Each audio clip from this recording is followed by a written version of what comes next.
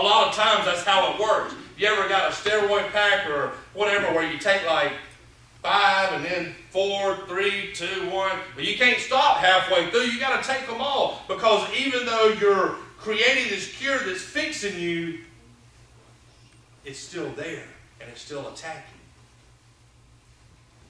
You see, the sin is there because Satan is still there. Even though Christ now is within you, Satan is still there, and Satan is still working on you. And he works on you through lies, deception, trying to convince you that you cannot overcome sin. And he does it through fear. Let me ask you a question. When you were, this is for the older ones and younger ones if you want to answer. When you were older, there were 2 places as a kid. If monsters were going to hide in your room, they would hide in one of 2 places. Somebody name me the 2 places that monsters hide. Closet and under the bed. That's where they are. They're nowhere else. You will not find a monster anywhere else but in your closet or under your bed. Matter of fact, we were watching Monsters, Inc. Anybody watch Monsters, Inc.? We were watching Monsters, Inc., and they actually have a place where the monsters work, and they actually practice on scaring kids. And they have closet doors. And you open it up, and you go in there, and then you go back into the closet, and you're in the factory. And that's how it is. But that's where the monsters lie. And as a child, that used to scare me. As a child, I could not sleep. Under the bed really didn't bother me much. I could not sleep with the closet open. That joker needed to be closed. It needed to be tied up, locked, chained. I hated the closet. If I woke up and somehow it had been left crack open, I'd pull the sheet over my head, and I would be petrified that somebody had opened it up and was peeking out at me. I may even holler for Mama. Anybody ever been scared? Any of you children ever been scared in the middle of the night and hollered, Mama, Daddy? Anybody? Anybody? No, just me. Okay. But you know what? You know what the feeling is once the parent comes in and opens up the closet and realizes there's nothing in there? Or looks under the bed with you and realizes there was nothing there. There was nothing there to hurt you. It was just a fear. Matter of fact, if there was anything there, it was the grace of our Lord and Savior Jesus Christ. You see, that is what sin does. It tries to make you be fear. It tries to put fear in you you're not good enough. It tries to put fear in you that you can't overcome the things that are holding you back. It tries to put a fear in you, and it's just a lie. And Christ is saying, no, it cannot touch you. I am the one who came. I am the one that laid myself up to give my life for yours. I am the cure. And nothing that Satan wants to do can no longer touch you. I want you to look at verse 2 from chapter 8. For the law of the Spirit of life in Jesus Christ has made me free from the law of sin and death. How many times is the word law used there? I'll read it to you again. For the law of the Spirit of life in Christ Jesus has made me free from the law of sin and death. How many times is law used? 2. Law was used twice. Alright? So you have this law of life in Jesus Christ, and you have this law of sin and death. 2 laws. Who here likes little baby birds?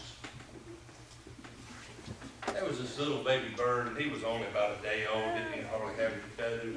But he was an adventurous and very curious little bird. He was hatched, and he climbed to the edge of his nest and looking around, exploring, and a wind came, a gust of wind, and there he went off of the nest, and there he went falling. You know what a law applied to that situation? The law of gravity. And kapooey to the ground. But he didn't die. He was a strong little bird. So he climbs back up to his nest.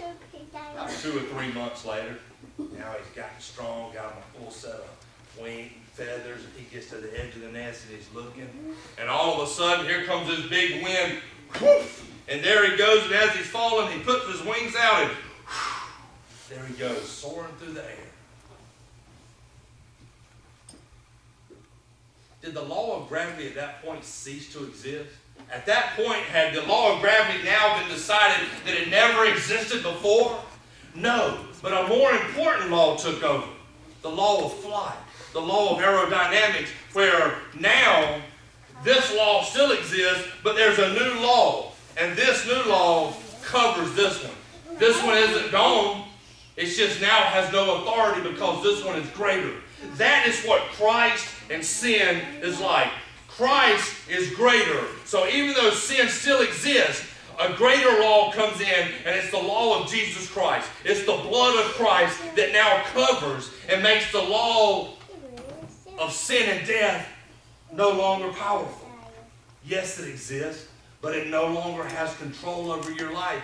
Yes, you still may sin, but it no longer runs your life because a different law has entered in. Does freedom from sin mean that you're perfect? No. Freedom from sin doesn't mean you're perfect. It means Jesus' atonement makes you perfect. Who here today has to have glasses to read? Praise the Lord. That wasn't really working. Nobody would have said that. If you had a book in front of you and you took off your glasses, who can read better? All right?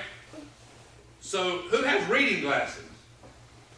All right? So when you're trying to read something, because sometimes I see people that are doing this kind of stuff, and then when you get your glasses, then you can read pretty good.